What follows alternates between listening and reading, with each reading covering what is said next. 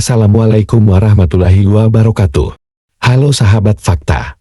Sebagai seorang muslim, sudah sepatutnya kita selalu berdoa kepada Allah. Berdoa merupakan permohonan seorang hamba kepada Tuhannya akan hal-hal baik yang ingin dicapai. Berdoa dapat dilakukan kapan saja tanpa batas waktu. Namun, ada sejumlah waktu mustajab yang apabila seorang muslim berdoa pada momen itu insya Allah permohonannya akan dikabulkan oleh Allah Subhanahu wa Ta'ala. Berikut beberapa waktu yang dianggap mustajab untuk berdoa kepada Allah Subhanahu wa Ta'ala. 1. Sepertiga malam terakhir. Sepertiga malam terakhir menjadi salah satu waktu mustajab untuk berdoa. Kisaran waktunya ialah mendekati subuh atau di waktu sahur ketika berpuasa.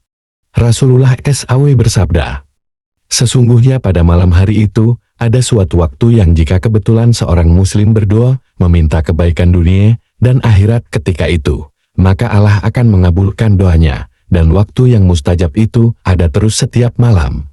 2. Setelah salat fardu. Usai mengerjakan salat 5 waktu, juga tergolong sebagai momen mustajab untuk memohon kepada Allah Subhanahu wa Ta'ala, sebab pada waktu tersebut seorang hamba dianggap dekat dengan Tuhannya. 3. Waktu antara adzan dan iqamah.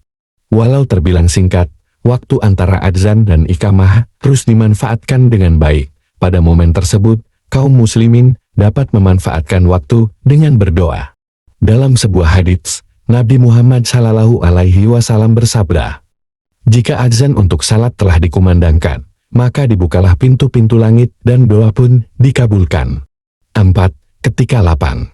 Maksudnya, ketika manusia merasa lapang dan cukup akan nikmat yang Allah berikan, maka ia dianjurkan berdoa, sebab pada keadaan itu justru Allah akan mengabulkan doa seorang hamba. Sebagaimana yang kita ketahui, manusia baru mengingat Tuhan ketika ditimpa musibah atau dalam keadaan yang sulit.